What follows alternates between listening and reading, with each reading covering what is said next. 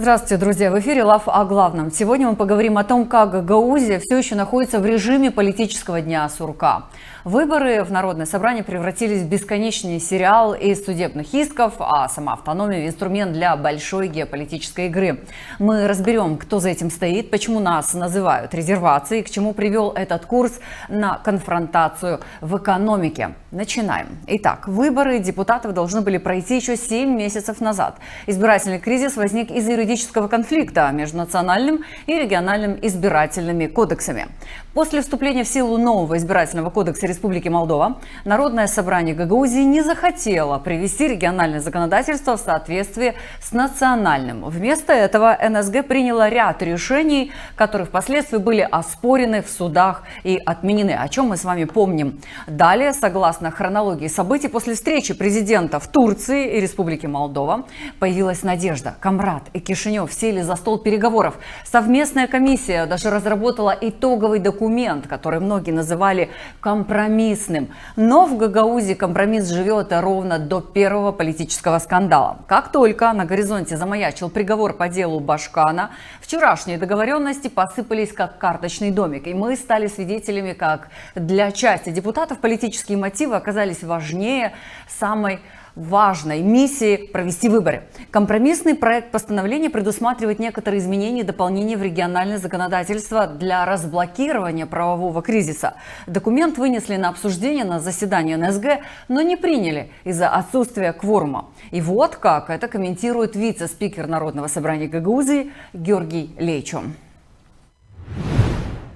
Буквально за день до рассмотрения этого постановления, положение точнее, был вынесен приговор в отношении госпожи Гуцул Башкана, а это положение регулирует только вопросы, связанные с организацией проведения выборов депутатов Народного собрания. Наши коллеги посчитали, что эти обстоятельства новые, их надо тоже рассмотреть через призму этого положения. Это вот то, что нам объяснили. Мы предполагаем, что, возможно, были и другие какие-то политические мотивы, интересы у некоторых депутатов, потому как для нас была полная неожиданность. Я имею в виду тех, кто продвигал вот эту идею нахождения компромисса. Но в целом отсутствие, наверное, еще понимания, то, что вот это положение все-таки, несмотря на его правовую, я так называю, ущербность, тем не менее позволяет нам разрешить сегодняшнюю проблему, с которой мы столкнулась Гагаузия. Гагаузия назначает выборы, Центр предпринимает меры по блокированию, исходя из своих соображений. И если надо будет, мы можем отдельно поговорить о каковы глубинные причины, но важно то, что ни одна из сторон не считает возможным на этом этапе отойти от тех позиций, которые заняли. Пока наши депутаты в Камрате ищут в каждом судебном решении интерес Кишинева и мировые заговоры, вице-председатель Центральной избирательной комиссии Молдовы Павел Пастика указывает на куда более прозаичную причину кризиса – обычное невыполнение домашнего задания. Еще в 2022 году парламент страны дал Народному собранию Гагаузии карт-бланш – право самостоятельно адаптировать региональные выборы к новым стандартам. В итоге то, что должно было стать рутинным процессом, превратилось в бесконечный сериал из исков, обид и попыток залатать дыры в законе. Центральные власти настаивают на соблюдении в автономии действующих во всей стране правил. Проверка членов избирательных комиссий, прозрачность избирательного процесса, контроль за финансированием выборов. Но в то время позиция вице-спикера ЦИК Молдовы остается подчеркнуто корректной. Оптимизм и попытка до последнего верить в способность депутатского корпуса к конструктивному диалогу, о которой вы сейчас услышите. Я единственное не соглашусь с вами с тем, что вы сказали в введении в данной передаче, что заблокировали, что технически пока что не заблокировали, то есть еще шансы есть, то есть это не отказ полностью, еще коллеги могут, возможно, собраться, пересмотреть свою позицию, потому что когда мы имеем отказ, то есть он не одобрено вот это постановление, тогда можно говорить о блокировании. Но пока что идут дискуссии, пока что люди думают, анализируют, я еще пытаюсь быть оптимистично настроенным, и что может быть решение все-таки. Пока политики спорят о правовых тонкостях избирательных положений, эксперты видят в этом конфликте куда более глубокие причины, чем просто юридическая конфронтация. По их мнению, под вывеской скрывается классическая политическая борьба, где интересы Гагаузии лишь разменная монета. Эксперт Watchdog Штефан Бежан прямо говорит, за саботажем выборов стоит не отсутствие компромисса, а вполне конкретный геополитический расчет. Много раз видел, что гагаузские политики ставят интересы гагаузского народа на втором месте. На первом месте это, конечно, интересы Российской Федерации. Потому что, почему я так говорю? Потому что на этом собрании, которые вот бойкотировали, да, были только 13 депутатов. Если бы партия социалистов или те 7 депутатов, которые сейчас в партии социалистов присутствовали бы, то было бы кворум. Почему я говорю про партию социалистов? Потому что их интерес проводить этих выборах. Партия социалистов будут выиграть больше всех от этих выборов и в Народном собрании, и в выборах Башкана Гагаузии. А они просто бойкотировали. Почему бойкотировали? Я думаю, что потому что такая команда из Москвы. Я не думаю, что то, что господин Озеров приехал в Гагаузию, это какое-то совпадение. Случайность. Случайность, да. Я думаю, что Российская Федерация сейчас заинтересована в том, чтобы эти выборы не проводить, чтобы дальше была бы конфронтация между Кишиневым и Камратовым. Интерес Российской Федерации дискредитировать настоящее правительство, которое находится в Кишиневе, показывать, что ущемляет права гагаузов.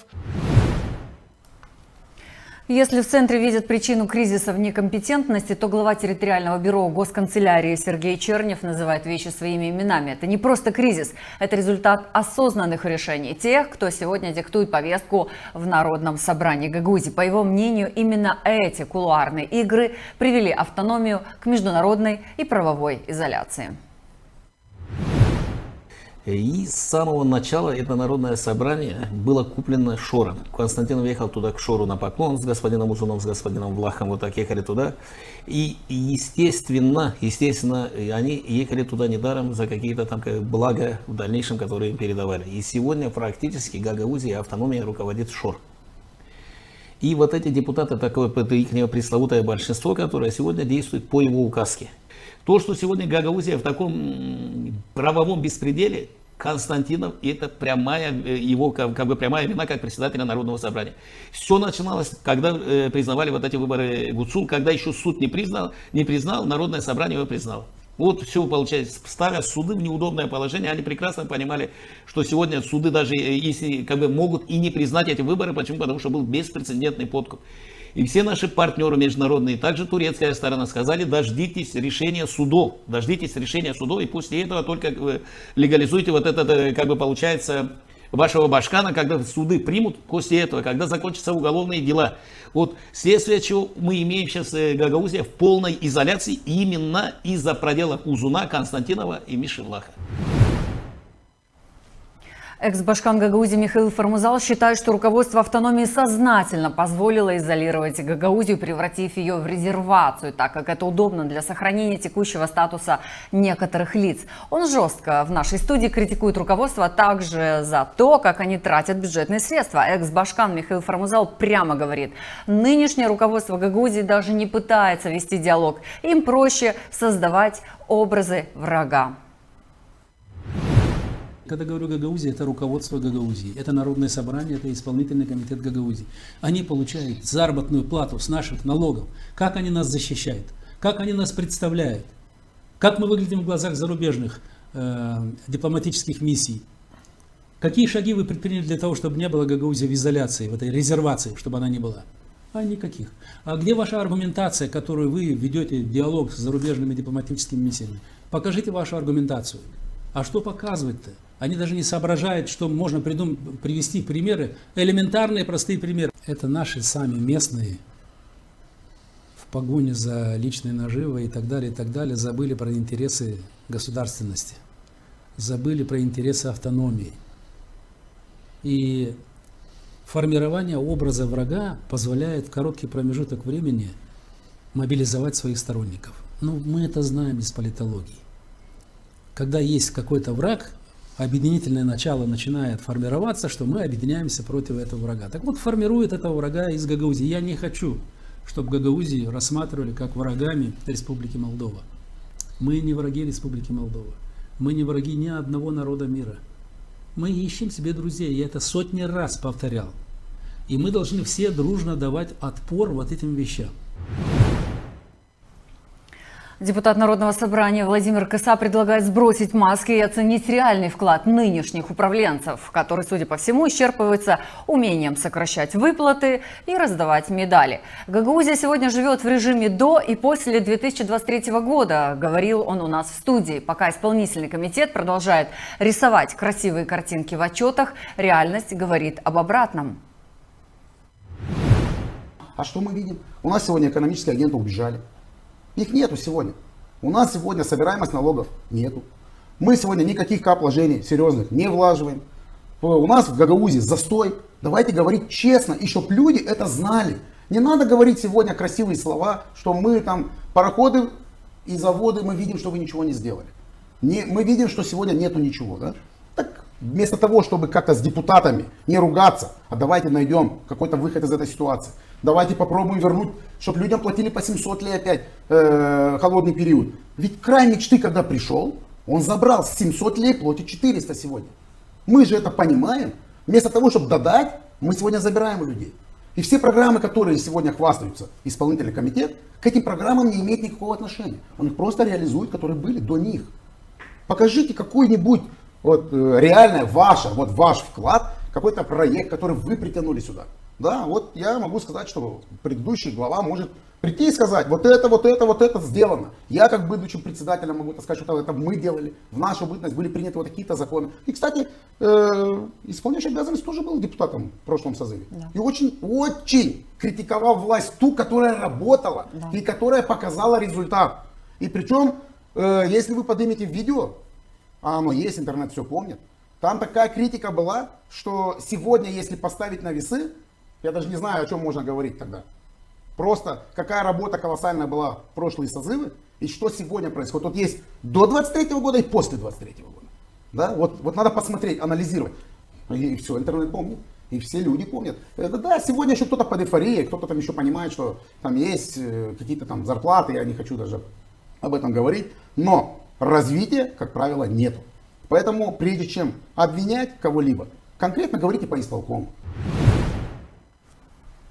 Друзья, мы увидели полную картину от правовых манипуляций в НСГ до геополитических заказов и экономического застоя. Гагаузию пытаются убедить, что это борьба за права, но факты говорят сами за себя. Мы увидели, как созданный правовой вакуум стал удобным плацдармом для управления, как геополитические амбиции одних и личная нажива других превратили автономию в политическую резервацию. Пока нам рассказывают сказки о пароходах и заводах, реальная экономика задыхается. Инвесторы уходят, а социальные выплаты, которые должны помогать людям, превращаются в инструмент манипуляции. Константинов, Узун, Влах, Шор – эти имена звучат сегодня как диагноз нынешнему состоянию автономии. Но за любым днем сурка всегда наступает утро, и рано или поздно эйфория от красивых лозунгов пройдет, уступив место сухим цифрам бюджета и реальности, где нужно не бороться с врагами, а строить школы, дороги, открывать колледжи, рабочие места. На этом мы, пожалуй, поставим точку в сегодняшнем разборе, но не в нашей работе. Мы продолжим следить за каждым шагом тех, кто сегодня принимает решения. Спасибо, что вы с нами. Это Лав о главном. Очередной выпуск. Не принимайте на веру красивые слова. Требуйте реальных дел. Увидимся в следующем выпуске. Берегите себя. Всего доброго.